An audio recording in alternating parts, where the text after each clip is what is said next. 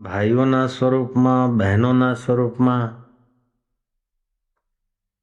અનેક રૂપોમાં, અનેક રંગોમાં, અનેક નામોમાં, અનેક ગામોમાં, અનેક દિમાગોમાં અને અનેક દિલમાં ચમકી રહેલા ચૈતન્ય સ્વરૂપ મારા રામને પ્રણામ હજો. જય શ્રી કૃષ્ણ. નામ અનેક, રૂપ અનેક, રંગ અનેક, ગામ અનેક, ઠામ અનેક, પણ હૃદયના ધબકારા દેનારો મારો એકનો એક બધાના હૈયામાં વસી રહ્યો છે એ હરિને મારા ફરીથી વંદન છે. સત્સંગ શરૂ થાય, બ્રહ્મ વિદ્યા આત્મવિદ્યાનું અમૃત આપણે પાન કરીશું, પણ એ પહેલા એક શરત હોય છે કે શ્રોતા અને વક્તા વચ્ચેનો સંબંધ જેટલો નિસ્વાર્થ, નિષ્કપટ અને નિરઅભિમાનિતાથી સંબંધ જેટલો નિકટનો થાય છે, તેટલી જ આ જ્ઞાન ગંગામાં આપણને તરવાની મજા આવે છે. જય શ્રી કૃષ્ણ. શ્રોતાઓના મનડા ને વક્તાનું હૈયું એ અરસપરસ પરિચયનો દિવસ હોય છે. પહેલો દિવસ તો ભાગવતની કથા હોય, રામાયણની કથા હોય તો પહેલા દિવસે શ્રોતાઓ અને વક્તાઓનો તો સહેજ થોડોક પરિચય ચાલતો હોય છે ને કથાનું મહાત્મ્ય હોય છે. બીજા દિવસે કથા જામતી હોય છે. ત્રીજા દિવસે એમાંથી પ્રશ્ન ઉદ્ભવતા હોય છે અને ચોથા દિવસે પ્રશ્નનો આધાર જે પરમેશ્વર છે તેને પામવાનો નિશ્ચય થતો હોય છે અને પાંચમા દિવસે પંચ જ્ઞાનેન્દ્રિયોને સંયત કરીને જીવન જીવવાનો વિચાર ઉત્પન્ન કરવાનો હોય છે અને છઠ્ઠા દિવસે પાંચ જ્ઞાનેન્દ્રિયો સમેત છઠ્ઠા મનને મોક્ષના માર્ગે વાળવાની ઈચ્છા થતી હોય છે અને સાતમા દિવસે મન, બુદ્ધિ, ચિત્ત, અહંકાર એ ચતુષ અંતઃકરણ, દેહ, સંસાર અને પ્રકૃતિ એનાથી પર જે પરબ્રહ્મ પરમાત્મા છે એમાં સમાઈ જવાનો સંકેત હોય છે. જય શ્રી કૃષ્ણ. પરીક્ષિત જ્યારે કથા સાંભળવાની તૈયારી કરે છે અને શુકદેવ મહારાજ જ્યારે કથા શ્રવણ કરવા માટેનો સંકલ્પ કરે છે ત્યારે શુકદેવજી મહારાજ ધ્યાનસ્થ થઈ જાય છે. આપણા શરીરની અંદર 7 જંક્શન્સ છે, 7 મુખ્ય કેન્દ્રો છે. મૂલાધાર, સ્વાદિષ્ટાન, મણિપુર, અનાહત, વિશુદ્ધાખ્યા, જ્ઞાન, આજ્ઞાચક્ર અને શસ્ત્રસાર. સાધારણ મનુષ્ય પહેલા અને બીજા કેન્દ્રમાં જીવન જીવતો હોય છે, જ્યારે શુકદેવજી જેવા મુનિ 7 કેન્દ્રોની યાત્રા કરી ચૂકેલા હોય છે. શુકદેવજી મહારાજ જ્યારે ધ્યાનમગ્ન થઈને પરીક્ષિતને ભાગવતની કથા સંભળાવવાનો સંકલ્પ કરે છે તો એમને આકાશમાં દેવો વિનંતી કરતા જણાયા છે. જેમ ટીવીના અને રેડિયોના તરંગો વેવ્સ અહીંયા હશે, પણ આપણી પાસે જે તે ચેનલ અથવા જે તે સ્ટેશન મેળવવાનું સાધન રેડિયો વગેરે હોય તો આપણને ટીવીના વેવ્સ તરંગો, ટીવીના અને રેડિયોના ગીતો આપણને સાંભળવા કે જોવા માણવા મળે. એવી રીતે સૂક્ષ્મ જગતમાં પણ બહુ કંઈક છે અને એમાંની પણ અમુક ચેનલો છે.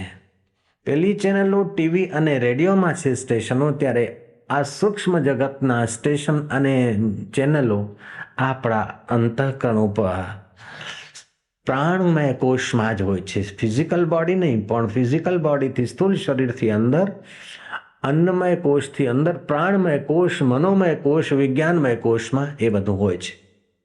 સાધારણ માનવી આ સ્થૂળ શરીરમાં જ જીવતો હોય છે, એટલે એના મનમાં કે આ દેખાય છે એટલું જ છે. જ્યારે શુકદેવજી જેવા, જનક જેવા અને બીજા કોઈ આધ્યાત્મિક રસ માર્ગે આગળ વધેલા વ્યક્તિઓને સૂક્ષ્મ જગતનું ઘણું કંઈક જાણવા મળતું હોય છે. શુકદેવજી મહારાજ આગળ જ્યારે દેવોએ વિનંતી કરી કે તમે સ્વર્ગનું અમૃત તમારા શિષ્ય પરીક્ષિતને પાવો અને કથાનું અમૃત અમને પીવડાવો, ત્યારે શુકદેવજી વિચાર કર્યું કે સ્વર્ગનું અમૃત આપીને કથાનું અમૃત લેવા માંગે છે, સાટું માટું કરે છે, કાચનો ટુકડો આપીને કોહિનૂર માગે છે, સ્વર્ગનું અમૃત પીવાથી તો પુણ્ય ક્ષીણ થાય છે અને કથાનું અમૃત પીવાથી પાપ નાશ થાય છે. સ્વર્ગનું અમૃત પીવાથી અપ્સરા મળે છે અને કથાનું અમૃત પીવાથી આત્મ પરમાત્માની મુલાકાત થાય છે. સ્વર્ગનું અમૃત પીવાથી ચિત્તમાં રાગ દ્વેષ અભિનિવેશ મોજૂદ રહે છે અને કથાનું અમૃત પીવાથી ચિત્તમાંથી રાગ દ્વેષ અને અભિનિવેશ ઓછા થાય છે. સ્વર્ગનું અમૃત પીવાથી તો જીવાત્મા બંધાયેલો જ રહે છે અને કથાનું અમૃત પીવાથી જીવાત્મા પરમાત્માને પામવાનું સામર્થ્ય લાવે છે. તેથી સ્વર્ગનું અમૃત આપીને જો કથાનું અમૃત તમે માગતા હોય તો એ સોદો મારે કરવો નથી. ખરી રીતે સત્સંગ કોઈ સોદેબાજી નથી. સત્સંગ તો સત્ય સ્વરૂપ પરમાત્માને પામવાનો એક માર્ગ છે. કબીરજી કહે છે, કથા કીર્તન રાત દિન જિનકા ઉદ્દમ એહ કહ કબીર વા સંત કી હમ ચરણન કી ખેર.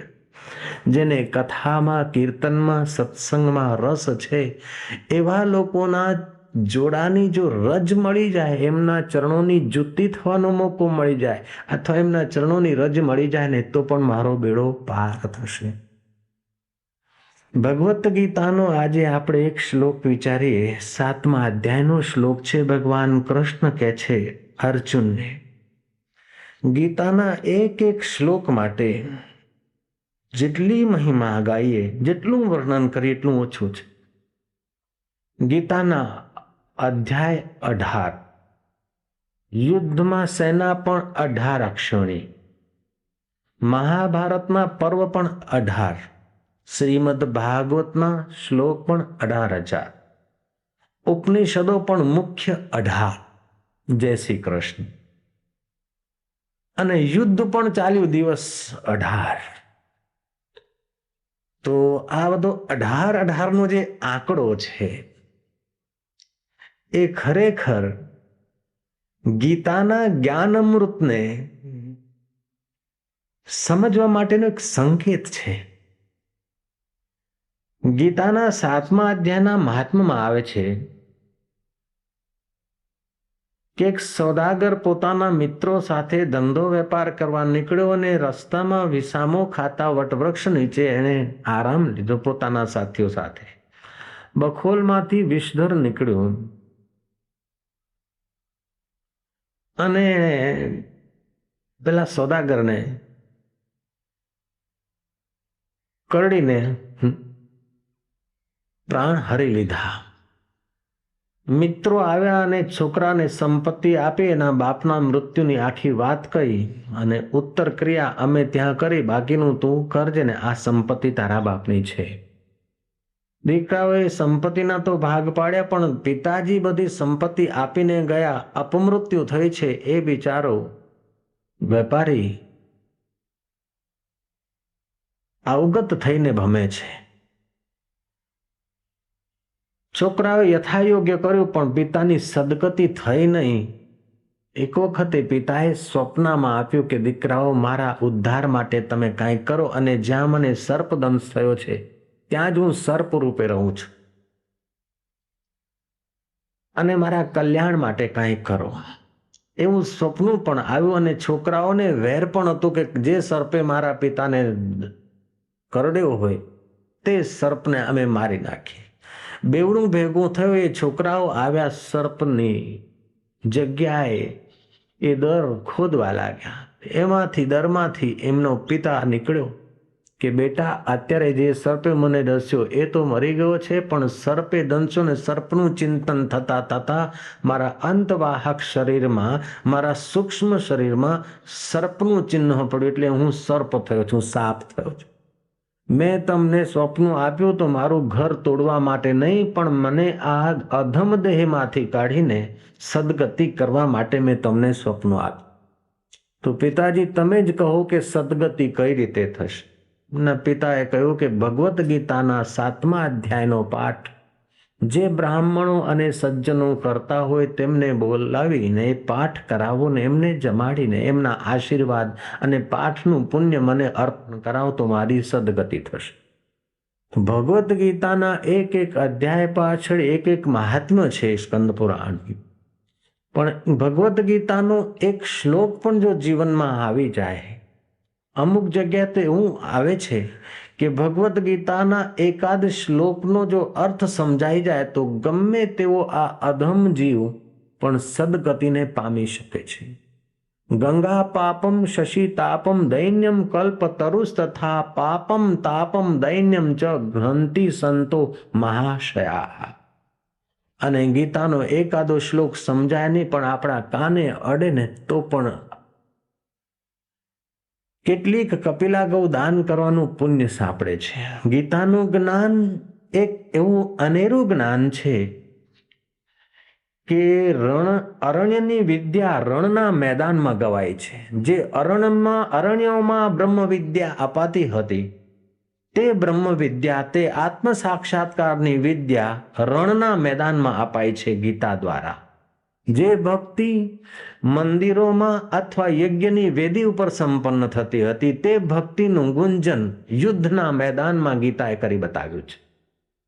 અને જે કર્મ યજ્ઞની વેદીએ સંપન્ન થતા તે યુદ્ધ દ્વારા પણ સદગતિને પામવાનો માર્ગ ગીતા બતાવે છે. તો ગીતાનું જ્ઞાન અરણ્યમાંથી રણમાં લઈ આવ્યા શ્રી કૃષ્ણ આત્મજ્ઞાનને. ગિરી ગુફાઓમાં બેસીને સમાધિ કરતા યોગી પુરુષોના હૈયા મનડાની જે શાંતિ તે યુદ્ધના મેદાનમાં હાથીઓ ચીખતા હોય, ઘોડાઓ હુંકાર કરતા હોય, યોદ્ધાઓ મલ્લો બૂમ બરાડાને મારો, કાપો ને પકડો, બસ ફેંદી નાખો એવા ઘોંઘાટ કરતા હોય તે સમયે ગીતાનું જ્ઞાન આ પૃથ્વી પૃથ્વી રેડિયો છે. અને તે ગીતાનું જ્ઞાન આપણને 4 દિવસ દરમિયાન સાંભળવા, વિચારવા, વાગળવા મળશે. આપ સૌ તો બળભાગી છો, પણ આપના નિમિત્તે હું પણ બળભાગી થઈ રહ્યો છું. જય છે. નહીં તો એકલો કોને સંભળાવું અને કઈ રીતે મજા લઉં. જય શ્રી કૃષ્ણ. જય શ્રી કૃષ્ણ કહી દો ને, આટલી કંજૂસી કેમ કરો છો? કૃષ્ણ કનૈયા. આ તો થઈ આપણી કથા જે થવાની છે એની ભૂમિકા. હવે કથા થાય છે ભગવદ્ ગીતાના 7મા અધ્યાયના એક શ્લોકની. શ્રી કૃષ્ણ કહે છે કે યેષામ ત્વંતગતમ પાપમ જનાનામ પુણ્ય કર્મણામ તે દ્વંદ મોહ વિનિર્મુક્તા ભજન્તે મામ દ્રઢ વ્રતા. જેના પાપનો અંત થઈ ગયો છે, પુણ્ય કર્મ જેના ઉદય થયા છે. તુલસીદાસજી પણ કહે છે બિનું પુણ્ય પુંજ મિલે નહીં સંતાપ. સામાન્ય પુણ્ય હોય તો રૂપિયા પૈસા મળે, થોડાક વિશેષ પુણ્ય હોય તો યશ કીર્તિ મળે, પણ પુણ્યનો જ્યારે પુંજ, તમામ પુણ્ય જ્યારે ફળ દેવાને તત્પર થાય છે ત્યારે આપણને સત્સંગ મળે છે. કર નસીબા વાલે સત્સંગ દો ઘડિયા. યેષામ ત્વંતગતમ પાપમ જનાનામ પુણ્ય કર્મણામ તે દ્વંદ મોહ વિનિર્મુક્તા ભજન્તે મામ દ્રઢ વ્રતા. દ્વંદ શું છે? મોહ શું છે? આ ભગવાન મોટા કે તે ભગવાન મોટા, ગણપતિજી મોટા કે સૂર્ય મોટા, શ્રી કૃષ્ણ મોટા કે શ્રી રામ મોટા, અંબાજી મોટા કે સ્વામિનારાયણ મોટા, આ ગુરુ મોટા કે પેલા ગુરુ મોટા, ને આ કથા સારી કે પેલી કથા સારી, આ મહારાજ સારા કે પેલા મહારાજ સારા. અત્યારે તો મહારાજોને માપવાનું સાધન પણ ગેધરિંગ થઈ ગયું છે. જેમને ત્યાં બહુ લોકો જતા હોય એ મોટા મહારાજ, અને ઓછા માણસો મારી પાસે પહેલા આવતા કદાચ મને લોકો નાના મહારાજ ગણતા છે, અને અત્યારે વધારે લોકો આવે છે, ઘણા લોકો મને મોટા મહારાજ ગણે છે. જય શ્રી કૃષ્ણ. પણ લોકોની ભીડથી મહારાજની મોટાઈ અને નાનાઈ નથી, પણ લોકેશ્વરમાં જેટલા પ્રતિષ્ઠિત હોય તેટલા તે મોટા છે, અને લોકેશ્વરમાં જેટલા ઓછા પ્રતિષ્ઠિત તેટલા તે નાના છે. જય શ્રી કૃષ્ણ. સુખદેવજી મહારાજે એક જ વખત ભાગવતની કથા કહી અને ન છૂટકે એમને બાહ્ય જગતમાં આવવું પડ્યું, એવું કંઈક સંકેત હતો. અને જનક રાજા રાજ્ય કરતા, સાધુઓનું નામ લઈએ તો સુખદેવજીનો પહેલો નંબર આવે, અવ્વલ નંબર આવે. ત્યાગમાં, નિષ્ઠામાં. શુકદેવજી મહારાજ એટલે સાધુતાની, ત્યાગની, નિષ્ઠાની પરાકાષ્ઠા. વેદવ્યાસજી મહારાજ જઈ રહ્યા હતા તો ગોપીઓએ વસ્ત્ર ધારણ કરવા માટે દોટ મૂકી અને શુકદેવજી ગયા ત્યારે એ ગોપીઓને કોઈ સંકોચ થયો નહીં. એટલે વેદવ્યાસજીને થયું કે હું ગરડો ડોસો ધોળી દાઢી આવી અને મને જોઈને તમને સંકોચ થયો અને મારો યુવાન પુત્ર હમણાં ગયો અને એને જોઈને તમને સંકોચ ના થયો. ત્યારે ગોપીઓએ કહ્યું છે કે તમારો યુવાન પુત્રની એટલી બ્રહ્મ દ્રષ્ટિ છે કે એને સ્ત્રી પુરુષનો ભેદ દેખાતો નથી, તમને હજી થોડોક દેખાય છે. જય શ્રી કૃષ્ણ કેવું પડે હવે તો, કૃષ્ણ કનૈયા લાલ. તો શુકદેવજીનું નામ લઈએ તો સાધુઓમાં પહેલો નંબર આવે છે. એવી બ્રહ્મનિષ્ઠા, સ્ત્રી પુરુષમાં રમનારો રામ જ દેખાય છે. દ્વૈતની કલ્પના જ મટી ગઈ છે. ભિન્ન ભિન્ન દેખાય છે, સ્ત્રીઓ દેખાય, પુરુષ દેખાય, વૃક્ષો દેખાય, પણ વૃક્ષોમાં રસ ખેંચવાની શક્તિ, પુરુષોમાં પુરુષોત્વની શક્તિ, સ્ત્રીમાં સ્ત્રીત્વની શક્તિ, બાળકમાં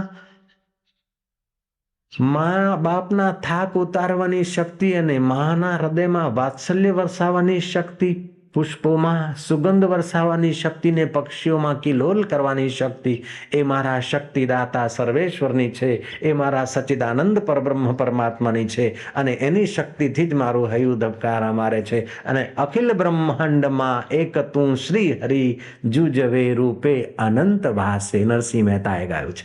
શુકદેવજી મહારાજની અભેદ દ્રષ્ટિ થઈ ગઈ હતી. રૂપમ રૂપમ પ્રતિરૂપમ બહુવશ્ચ, અનેક રૂપ રૂપાય, અનેક તો છે પણ અનેકમાં એકનો એક વસી રહ્યો છે. જેમ સૂર્ય એકનો એક છે પણ અહીંયા વનસ્પતિ અનેક, કેળને કેળા આવે, પપૈયાના વૃક્ષને પપૈયા આવે, જામફળવાળાને જામફળી બેસી, જુદા જુદા ફ્રૂટ્સ, જુદા જુદી વસ્તુઓ, જુદા જુદા વૃક્ષો, પણ બધામાં કિરણ જુઓ તો સૂર્યના એકના એક, પૃથ્વી તત્વ એકનું એક, જળ તત્વ એકનું એક, છતાંય અનેક ભાસે છે. એવી રીતે પ્રકૃતિ અને પુરુષની સત્તા એકની એક, અહીંયા વેરાયટી અનેક દેખાય છે. રાતે સ્વપ્નમાં એક જ વ્યક્તિ વલસાડમાં સૂતો હોય ને એને સ્વપ્ન આવે કે હું હરિદ્વાર જાઉં છું. આવે કે ન આવે? આવે, આવી શકે. અમદાવાદ જાઉં છું કે હરિદ્વાર જાઉં છું. સૂતો તો મારો વાલો એક પલંગના એક ખૂણામાં હોય અને સ્વપ્ન આવ્યું કે હું અમદાવાદ જાઉં છું. વલસાડ સ્ટેશને પહોંચે ને પછી ગાડીમાં બેસે ને ધમધોકાટ, પૈસા કાઢો, ફાસ્ટ ગાડી એવું બોલે કદાચ, અને ઠેઠ અમદાવાદ પહોંચે. અમદાવાદમાં ખરીદવાનું હોય તો દુકાનો તૈયાર કરે પલંગના ખૂણામાં. હો, જય શ્રી કૃષ્ણ કહી દીધો. પલંગના ખૂણામાં બધી અમદાવાદની માર્કેટ તૈયાર કરે કે ના કરે? થાય. અને જો હરિદ્વાર એને લઈ જઈએ ફરવા તો વલસાડથી ઠેઠ દિલ્હી સુધીની બધી સ્ટેશનો તૈયાર કરે પલંગમાં સૂતા કરે કે ના કરે? અને કરવાની મહેનત થાય? ના થાય, જરાય ના. ખેતરો, ક્યાંક બાજરી વાવેલી હોય, ક્યાં ઘઉં, ક્યાં શેરડી દેખાતી હોય, ક્યાં કેળ ઊભી હોય, અને કે અહીંયા પાક સારો છે. હા કે અહીંયા તો યમુના નદીનું પાણી આવે ને, કોટાની આગળ ગાડી જાય એટલે બધું લીલું લીલું થોડું દેખાય, કરે જબરું છે, આમ છે. પણ વલસાડના એક ઓરડામાં અને ઓરડાના એક પલંગમાં, પલંગના પાછા એક ખૂણામાં આખું દિલ્હી બનાવી રાખે. પછી પાછા બસમાં કે કારમાં હરિદ્વાર ઉપડે અને વચ્ચેના ગામો આવે, મુઝફ્ફરનગરે આવે ને પછી બીજા નગરો આવે, એમ કરતા કરતા હરિદ્વાર પહોંચે. હરકી પોળીએ જાય અને ભાઈ નાય, ગંગે હર, ઠંડુ ઠંડુ પાણી એ તૈયાર કરી નાખે ને વલસાડમાં. જય શ્રી કૃષ્ણ. ઠંડુ ઠંડુ પાણી તૈયાર કરીને ગંગે હર, એવામાં તો પંડો આવ્યો કે દાન લખાવો કે સમજી લીધો તમારું દાનવાન. બધી ડુપ્લિકેટ કોપીઓ છપાઈને અમને બધા ગજવા ખાલી કરાવો, અમે હવે સમજી ગયા છે, નથી લખાવો, અમારે જે થશે અમે અમારી રીતે ક્યાંક કરી નાખ.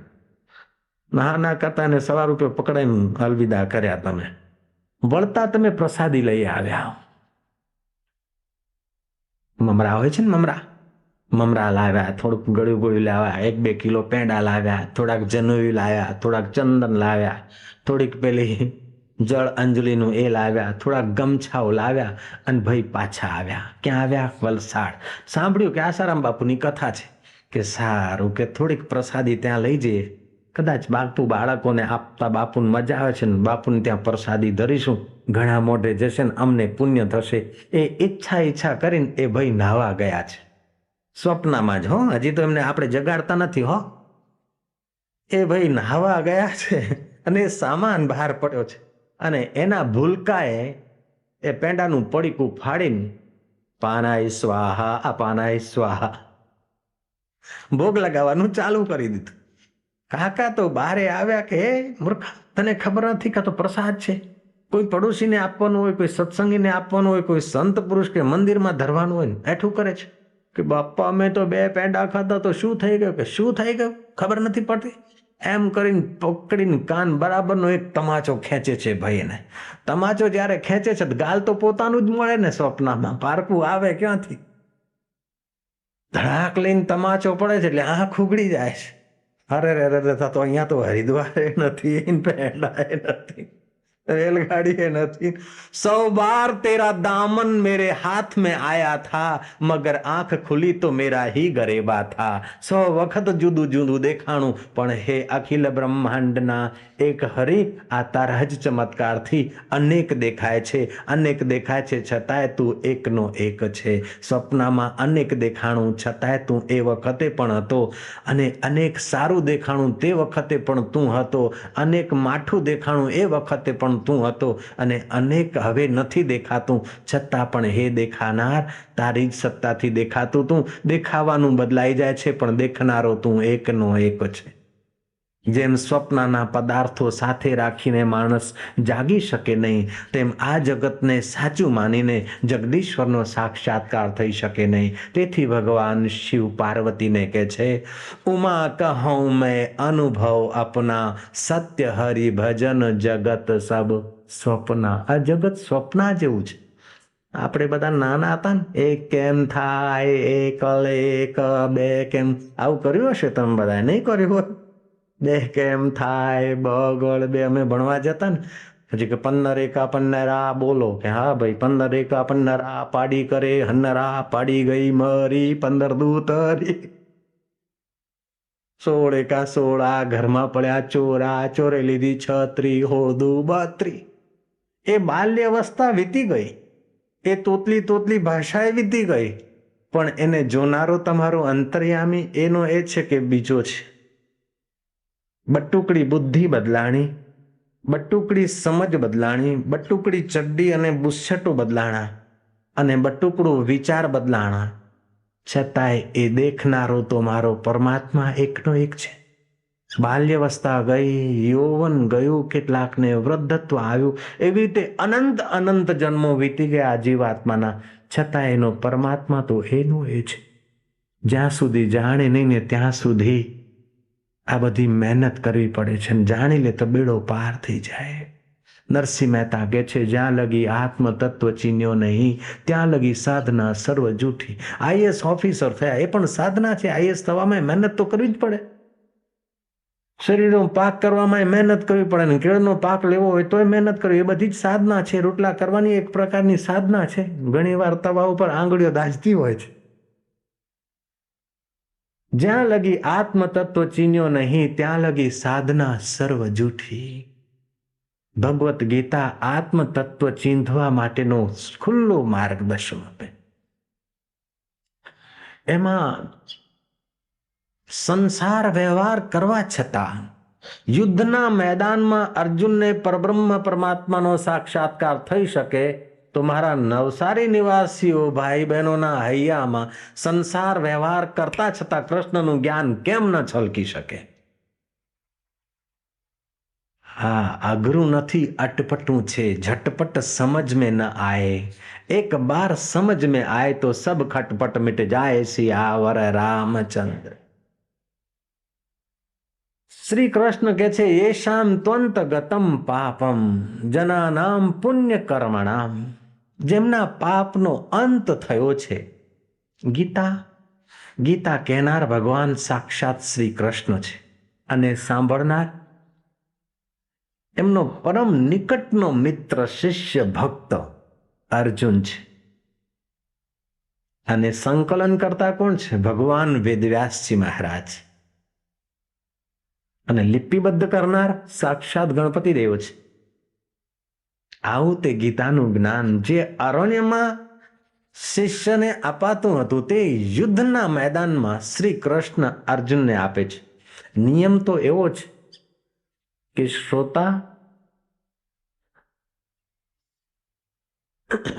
સમિત પાણી થઈને જાય, વિનમ્ર ભાવે સમિધા લઈને શિષ્યત્વ સ્વીકારીને જાય અને ગુરુ એની સેવા ચાકરીથી પ્રસન્ન થઈને પછી એને બ્રહ્મજ્ઞાનનો ઉપદેશ આપે. પણ અહીંયા કૃષ્ણએ તો બધા રીત રિવાજોને અભરાઈ ઉપર મૂકી દીધા. શ્રોતા ઉપર બેઠો છે રથી થઈને અને વક્તા સારથી થઈને બેઠા છે. કેટલી ઉદારતા છે! શ્રોતા રથી થઈને બેઠા છે અર્જુન, અને શ્રી કૃષ્ણ સારથી થઈને બેઠા છે. જ્યાં પ્રેમ હોય છે ને ત્યાં નેમ હોતું નથી. જ્યાં પ્રેમ જોર પકડે ને ત્યાં અમુક અમુક નેમ બાધિત થઈ જતા હોય છે. પ્રેમ में कुछ नेम नहीं होता. ઘણી જગ્યાએ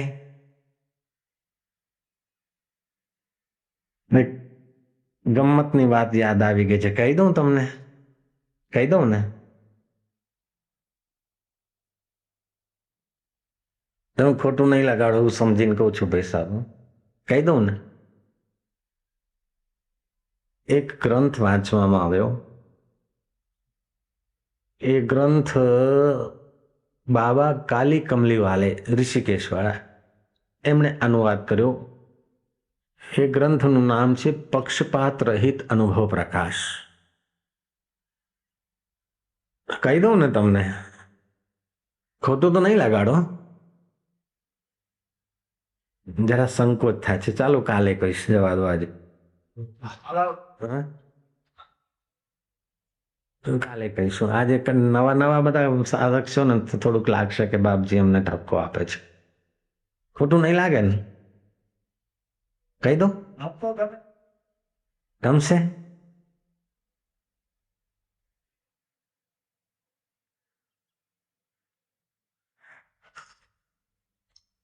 એ ગ્રંથના શ્રોતા છે ઉત્તમ જિજ્ઞાસુ. વિષ્ણુ પુરાણનો અનુવાદ છે એ ગ્રંથ, આધ્યાત્મિક વિષ્ણુ પુરાણ. એમાં ગુરુ પોતાના શિષ્યને કહે છે, મૈત્રેયને,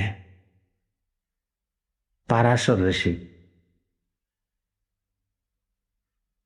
મને સંકોચ થાય છે, કહી દો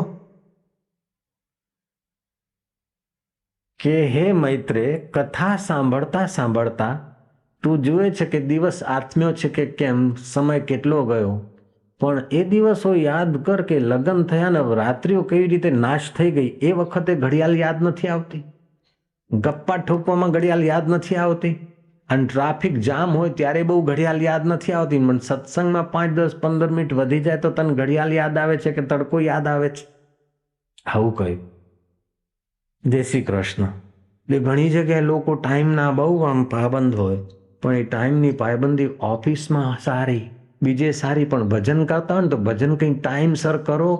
ના, ભજનમાં જ્યારે રંગ જામે ને ત્યારે ટાઈમ જોવાય નહીં, કથામાં રંગ જામે ને ત્યારે ટાઈમ જોવાય નહીં. કોક વખતે રંગ લાગે, કોક વખતે ગાડી આમ મસ્તીમાં આવે. મીરાભાઈ પ્રેમ દીવાની, ઘીંઘરું બાંધ મીરા નાચી રે. કોઈ વિષય ઉપર પ્રવચન કરે ને પ્રોફેસર તો ટાઈમસર કરવું જોઈએ, પણ સત્સંગમાં, કીર્તનમાં, ધ્યાનમાં બેઠા હોઈએ, સમાધિમાં બેઠા હોઈએ તે વખતે ટાઈમ ટુ ટાઈમ નહીં, પણ સમાધિમાં એવા મહાપુરુષોનું ઓળખું છું કે એક દિવસે બેઠા ધ્યાનમાં અને બેઠા તે બેઠા ભોયરામાં, બેઠા તે બેઠા એક દિવસ ગયો, બીજો દિવસ ગયો, એમ કરતાં અઠવાડિયું થયું.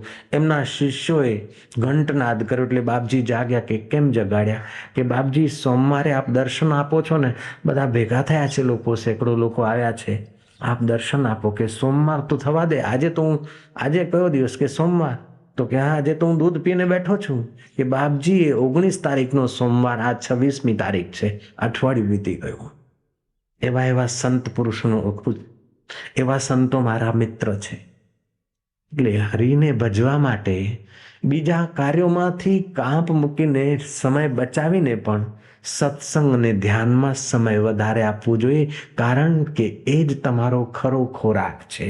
અન્ન અને જળ તમારા શરીરનો ખોરાક છે.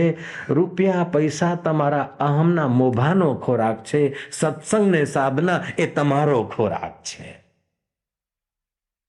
રૂપિયા બેંકમાં હોય, મારી પાસે 2 કરોડ રૂપિયા છે, પરદેશમાં આટલું છે, એનું સુખ થાય પણ અહમને સુખ થાય, આત્માનું સુખ નથી.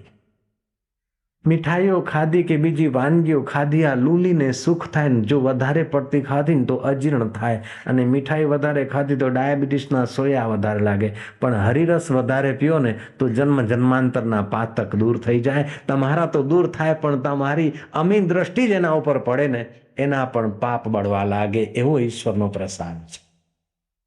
તેથી બીજું બધું કામ કરવામાં આમ ચાલે, પણ સત્સંગ ધ્યાનમાં 5 મિનિટ વધી જાય, 10 મિનિટ વધી જાય તો વાંધો.